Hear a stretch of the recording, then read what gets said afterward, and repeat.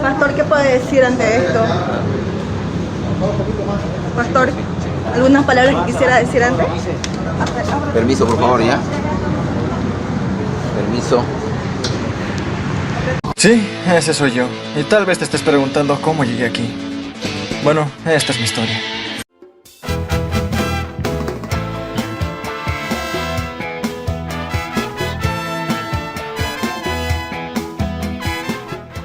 Amigos de Biblia Libre, ¿cómo están? Mi nombre es Edgar Escobar, bienvenidos a este nuevo programa. Y un escándalo tremendo se ha armado en Bolivia, pero tremendo, alrededor del pastor Marco Núñez del Arco, un pastor peruano que desde hace muchos años trabaja en Bolivia y que ha sido denunciado por estupro por una mujer y bueno, por más mujeres ahora. Este escándalo ha estado en todas las redes sociales, ha estado en los medios de comunicación en Bolivia, en Perú, en toda Latinoamérica. Y pues nosotros no habíamos tocado el tema todavía porque estábamos esperando. No nos gusta hablar, ahí mismo sale un tema porque tal vez estemos acusando a alguien injustamente y pues tiene que haber por lo menos una evidencia para poder decir, bueno, vale la pena hablar de este tema. Y es que de verdad ya después de algún tiempo han surgido ciertas evidencias, aunque no se ha declarado que este pastor sea culpable, por lo menos el caso vale la pena ser examinado. Y estaba pensando que fuese una de las noticias de nuestro noticiero, pero es un tema tan complejo y tiene tantos matices que creí era pertinente hacer un video específico sobre este tema. Y alguno me dirá, pero ¿para qué habla, hermano, si a este hombre todavía no lo han sentenciado? Bueno, hablo porque si hay una mínima posibilidad de que lo que se dice de él sea cierto, pues entonces, por amor a las almas y a las personas que asisten a su iglesia, hay que decirlo y hay que dar a conocer el proceso. Si tal vez hay más personas que han sido afectadas, si esto fue cierto, pues entonces esas personas deben ser consoladas y deben ser escuchadas y deben ser animadas a dar su testimonio. Informar sobre este caso es un acto de amor. Callarse puede ser pecaminoso. De hecho, así lo dice Ezequiel, capítulo 33, verso 6. Pero si el atalaya viere venir la espada y no tocare la trompeta, y el pueblo no se apercibiere, y viendo la espada, hiere de él a alguno, este fue tomado por causa de su pecado, pero demandaré su sangre de mano del atalaya. Nuestra responsabilidad es dar a conocer las características de este caso para que muchas personas, tal vez en otras congregaciones que están viviendo algo similar, puedan también hablar y denunciar. Y por si esto es cierto, que las personas de su iglesia se den cuenta que pues esto merece ser atendido y que esto no es un tema menor. Alguno saldrá a decir, pero ¿y si es inocente? Mire, la Biblia no nos manda a defender la reputación de nadie. El Espíritu Santo lo dará a conocer. Si este pastor no hizo de lo que se le está acusando, pues la justicia tendrá que determinarlo y el Señor será su defensor. Pero la Biblia sí nos manda a cuidar el rebaño y si hay la más mínima posibilidad de que esto tan terrible sea cierto, pues hay que decirlo. Y si el pastor sale inocente y el sistema judicial lo declara inocente, nosotros seremos los primeros en hacer un video y decírselo a todo el mundo. Pero bueno, hagamos un recuento rápido de lo que está pasando. El señor Marco Núñez del Arco es un pastor de la Iglesia Internacional de la Familia que queda en Santa Cruz de la Sierra. Es un pastor fundador de esa iglesia y dirigente de la misión Dios con Nosotros en Santa Cruz de la Sierra, Bolivia. Ahora, después de todo este escándalo, a Marco Núñez la iglesia lo suspendió indefinidamente mientras se arregla el asunto. Está muy bien hecho, perfecto. Aunque sigue saliendo en la página principal de la iglesia la imagen del pastor. Hay que decir que Marco Núñez trabajó con Canción y también con iniciativas como Fábrica de Héroes, es decir, no estamos hablando de un pastor de una iglesia pequeñita, sino de una de las iglesias más importantes de Santa Cruz. Y hace un tiempo se hizo muy mediático porque se casó con una famosa ex reina de Bolivia y ahora presentadora en un muy humilde, por decirlo de alguna manera, matrimonio.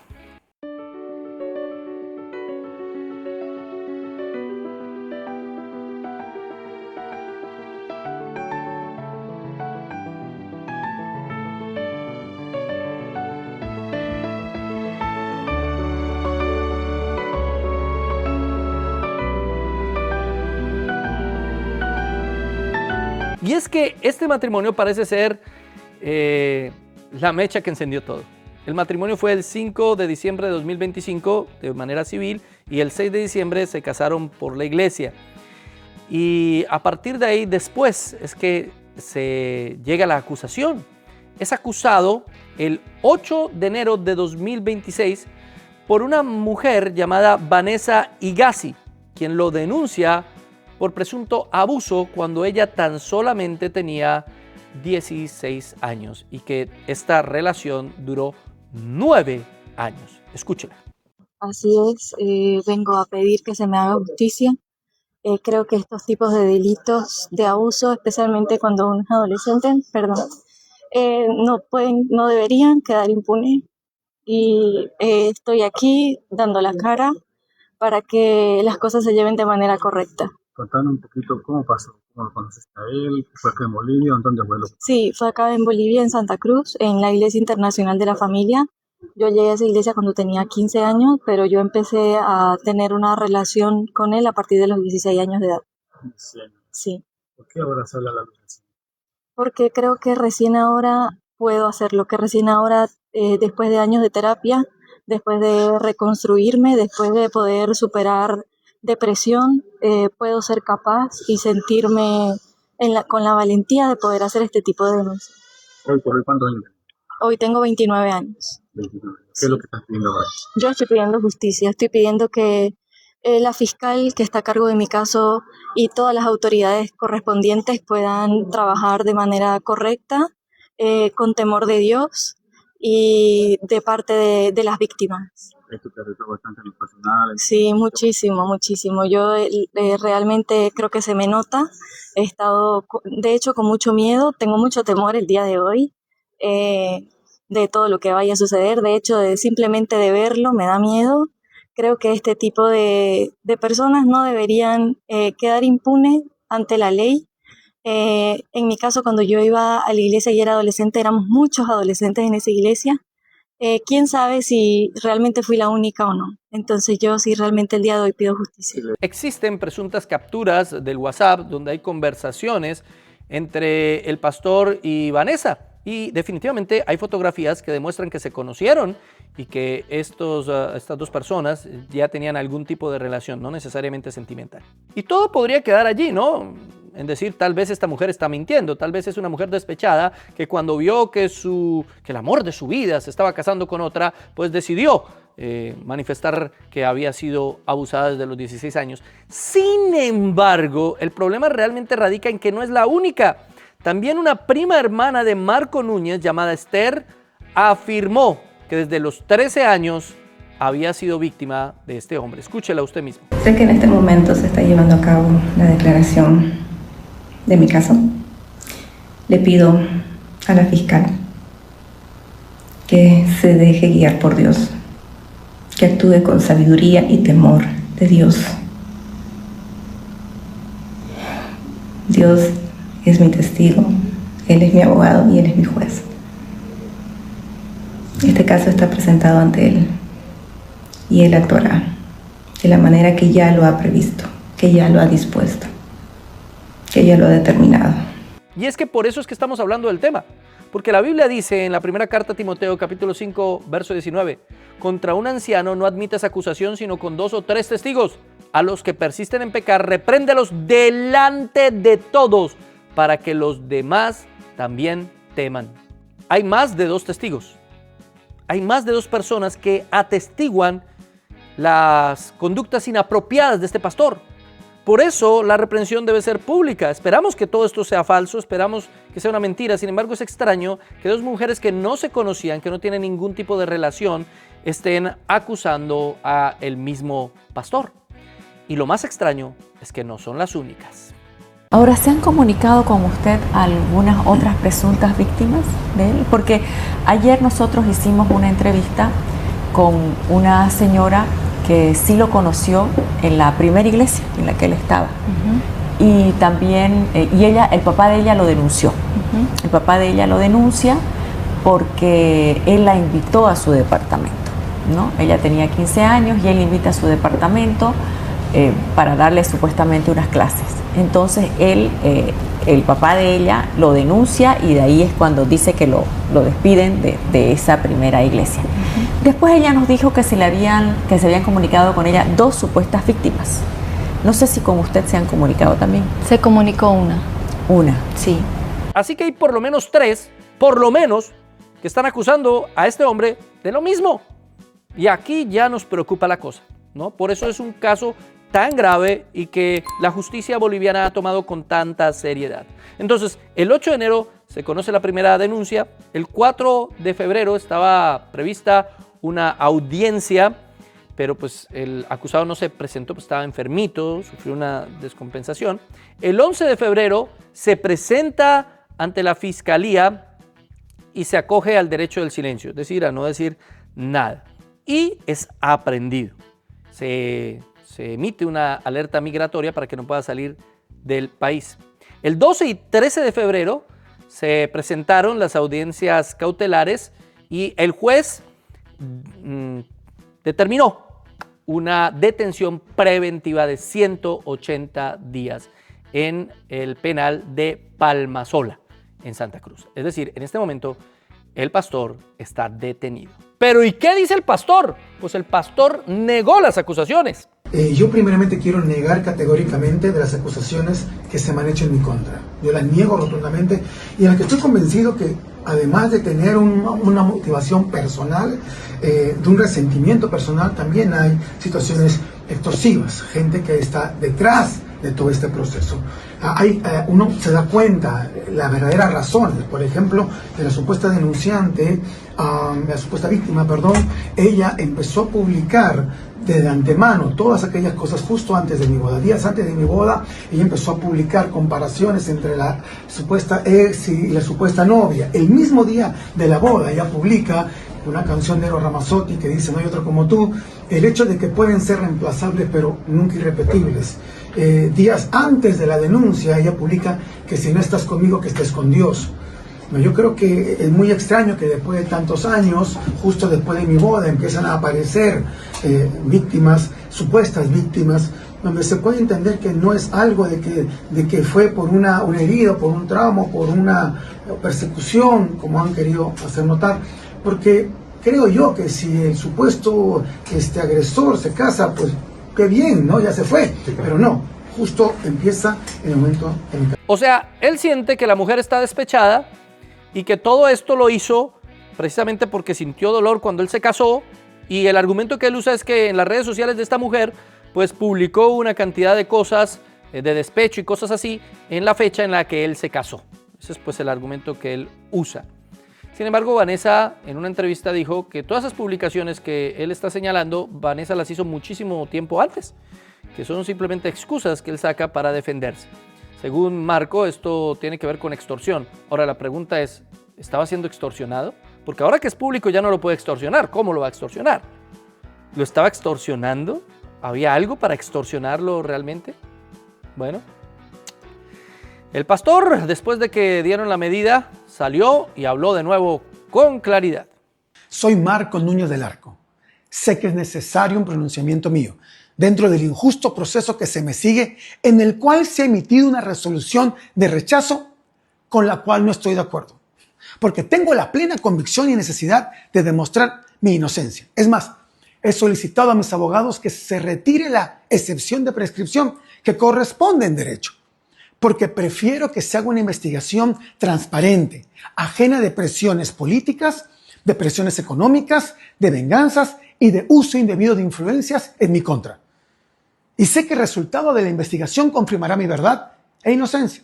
Señor fiscal departamental, respetuosamente le solicito revoque la resolución de rechazo y me otorgue todas las garantías constitucionales, porque siempre he estado presto a someterme al proceso. Muchas gracias. Y me parece muy bueno que salga y hable con claridad. Eso deberían hacer todos los pastores cuando tienen algún tipo de señalamiento. No salir a insultar a los que los están señalando, sino salir a demostrar que son inocentes. No, todos somos inocentes hasta que se demuestre lo contrario. La carga de la prueba está sobre los que están acusando a este hombre.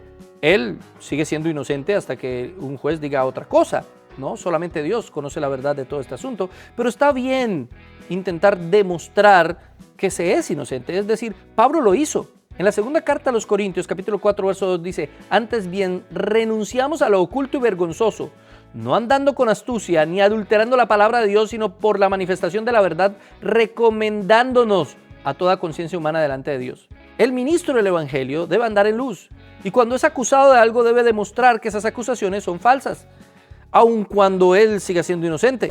No es como algunos que piensan lo que quieran, no me importa. No, a uno le debe importar lo que piensan de uno. Esto funciona diferente para los ministros del Evangelio. Por eso no es recomendable hacernos maestros a nosotros mismos. Debemos tener un llamado de parte del Señor. Ahora bien, él se defendió y está en todo este proceso legal, pero pues hay muchas cosas aquí en juego. Resulta que este no es el primer escándalo en el que se ve involucrado este hombre y su esposa también. Ya en el matrimonio, una cantante que fue invitada a participar, pues denunció el maltrato recibido por parte de estas personas. Ya, y nosotros éramos así como, hola, tenemos hambre, ¿no? Y no había una mesa. Obviamente que otra vez mi amigo va y le pregunta dónde está nuestra mesa y esto que lo demás. Y la señorita le dice lo siguiente: que se sienten pues donde sea, no le vamos a preparar un camerino. Y yo, oh, ¿tú sabes con quién estás hablando? Con una sierva de Dios. Y yo así me quedé. Y todo porque solo les dieron pollo.